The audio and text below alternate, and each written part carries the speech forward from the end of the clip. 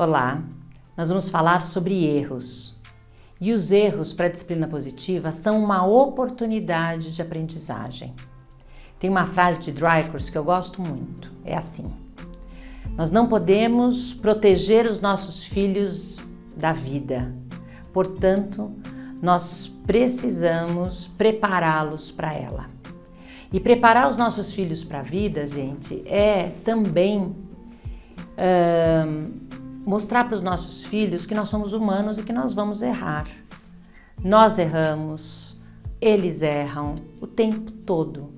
E dependendo da forma como em casa a gente lida com os erros dos nossos filhos, eles estão aprendendo que nós podemos reparar os nossos erros, nós podemos aprender com os nossos erros.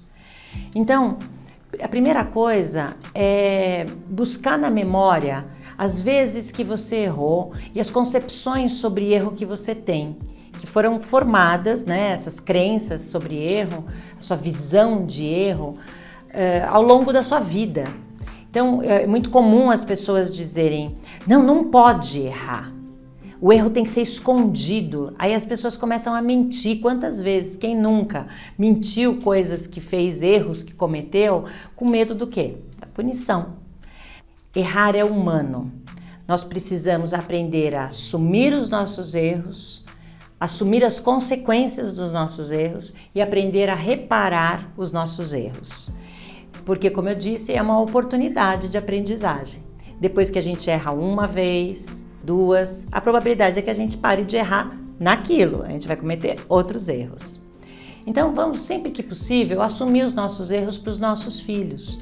Falar, contar casos. Tem até uma experiência que foi compartilhada já mais de uma vez, de pessoas que têm esse hábito na família, de usar ou as reuniões de família, ou momentos mesmo de convivência, uma refeição, por exemplo, para cada um contar um erro da semana. O que fez, como se sentiu e o que aprendeu com aquele erro.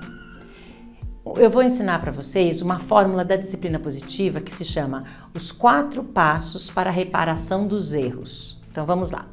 O primeiro passo é você reconhecer que você cometeu um erro. Porque parece fácil, esse é meio óbvio, mas quantos erros não são cometidos e a gente nem se dá conta que está cometendo. Então esse é um passo difícil, mas muito importante. Então é mais ou menos quando você diz aquela frase assim: ups, cometi um erro. Então você assume. O segundo é um desdobramento desse primeiro, que é responsabilizar-se. Você especifica, você explica qual foi o seu erro. Então eu vou dar um exemplo de um erro típico de pai e mãe. Filho, cometi um erro ontem com você. A gente estava com aquela dificuldade lá na hora de dormir e eu acabei gritando um monte. Não devia ter feito isso. Então você é específico, qual foi o seu erro? Cuidado, porque essa é a hora que dá vontade de pôr uma desculpa, um motivo pelo qual você cometeu aquele erro. E muitas vezes é nessa hora que você aponta dedos. Eu só fiz isso porque você acabou me tirando, você quis desobedecer, você não quis falar, e aí já foi por água abaixo. Então, limite-se a assumir o erro e especificar esse erro, que é o reconhecer e o responsabilizar-se, né? Nessa fase você está estabelecendo conexão com o seu filho. O terceiro passo é quando você quer reconciliar, que é a hora que você pede desculpas. Veja que tem que ser pedido de desculpas verdadeiro, natural, autêntico mesmo.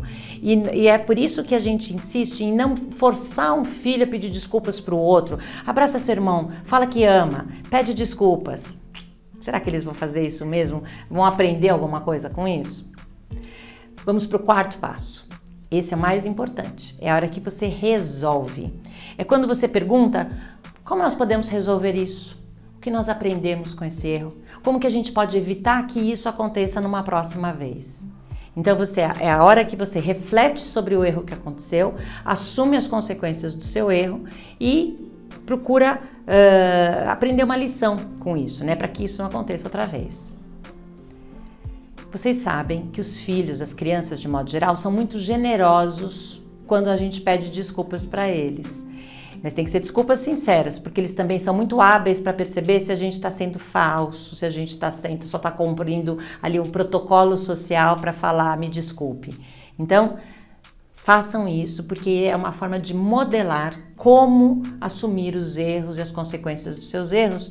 E é importante também que as crianças aprendam que outras pessoas não vão assumir as consequências dos seus erros. Você é que precisa fazer isso, pagar pelo erro de outra pessoa. É lógico que nós todos cometemos erros, já falamos sobre isso. Eu, aliás, continuo cometendo grandes erros na criação da minha filha e muitas vezes em outros relacionamentos também. A diferença, gente, é que quanto mais consciente nós estivermos, a gente percebe mais rápido o erro que a gente está cometendo. E às vezes, na hora que a gente está cometendo o erro, a gente consegue se recuperar mais rapidamente, perceber, refletir e se reconectar, usando os 4 passos que foram mencionados. E aí você tem um ambiente familiar mais harmônico, mais respeitoso, empoderador. Olha quantas habilidades de vida os filhos podem aprender só com essa aplicação dos passos da recuperação dos erros. Tem também, por exemplo, a habilidade de resolução de problemas. Tem essa habilidade de escuta, de focar em soluções e não no culpado, no erro, no que aconteceu. Tudo isso. Os erros devem ser evitados a todo custo. Vamos lá para o exemplo. Imagine que o seu filho mentiu e você sabe que é mentira. Que ele, por exemplo, pegou alguma coisa, adoro usar esse exemplo em palestras que eu dou.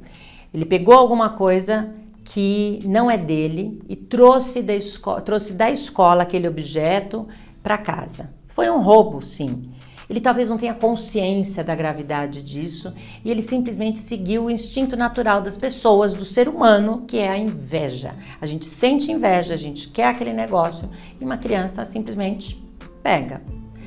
Se você, pai ou mãe, lidar com esse erro, com esse roubo, com essa mentira, porque seu filho está ali escondendo aquilo de você, daquela forma mais autoritária, porque isso é um absurdo, porque é uma vergonha, tal, pode ser que ele sinta vergonha, medo, culpa, humilhação, raiva, vingança, que ele queira fazer outra vez, mas que não vai te contar. Que ele forme uma crença de que, não posso assumir os meus erros nessa casa.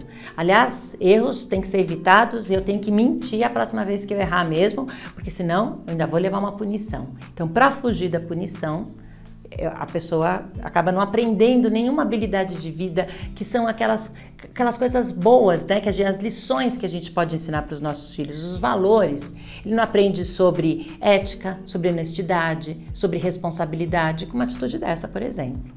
Vamos imaginar que você resolva falar, tudo bem, se ninguém soube, tá tudo bem, vai.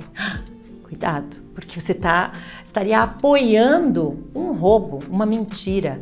E ao contrário de você ensinar sobre ética, honestidade, responsabilidade, compaixão, você está fazendo exatamente o contrário. Resolve o problema? Não. Ensina a habilidade de vida? Não. Então não é uma boa solução, né? Ignorar, fingir que não viu, não falar sobre isso? Pior ainda, isso a gente já falou, é negligência. Então um jeito é você assumir, filho, eu vi que aconteceu isso.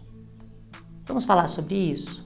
E esse falar sobre isso é quando você faz uma boa pergunta, uma pergunta verdadeira, o que aconteceu? Como foi? Me conte. Deixe o seu filho explicar. Se cala para ouvir o que ele tem a te dizer. Assim que ele contou a história toda, que teve vontade, procure lá na sua memória algum caso. Eu tenho certeza que você vai ter um caso real de alguma situação escolar em que você sentiu inveja também. Quem nunca, né? Eu lembro claramente, sempre conto esse caso da minha amiguinha que tinha no estojo as coisas mais incríveis, porque a mãe tinha uma loja japonesa. E aí eu tinha vontade, sim, de pegar aquelas borrachinhas coloridas, perfumadas, cheirosas, porque as minhas eram brancas, sem graça, sem cheiro e nunca apagavam direito. Mas aí eu me controlava e é isso que a gente ensina para os nossos filhos. Que sentir inveja, ou raiva, ou tristeza, qualquer outro sentimento, tudo bem. Pegar as coisas dos outros, não. Roubar, não. Mentir, não. Isso não é correto, isso não é honesto, isso não é ético.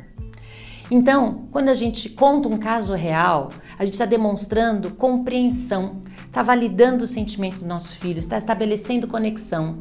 É lógico que todo esse diálogo, essa conversa, depois que você fez a pergunta curiosa, você ouviu. É tudo num tom respeitoso, num tom de compreensão, de empatia, de respeito mútuo. Aí sim, você pode aplicar os 4 passos para a recuperação dos erros e junto com seus filhos descobrirem, com esse filho ou essa filha que cometeu esse erro, por exemplo, descobrir como nós resolvemos isso, o que pode ser feito. Até a criança perceber e assumir que eu não devia, eu preciso devolver e pedir desculpas.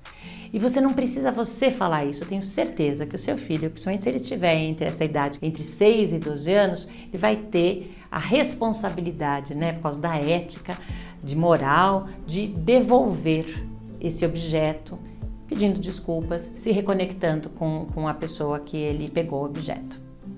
É isso. Que nós possamos assumir os nossos erros, ter coragem de ser imperfeito e modelar. Quando eu falo modelar, eu quero explicar que é ser um exemplo, ser um modelo de como assumir os nossos erros, de como a gente até leva para o humor, para o bom humor, cada vez que a gente faz alguma bobagem, sabe? Assumindo mesmo, puxa, olha só, eu aqui fazendo isso outra vez, já devia ter aprendido.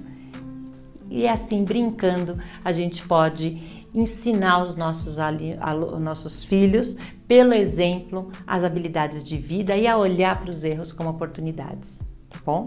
Até a próxima!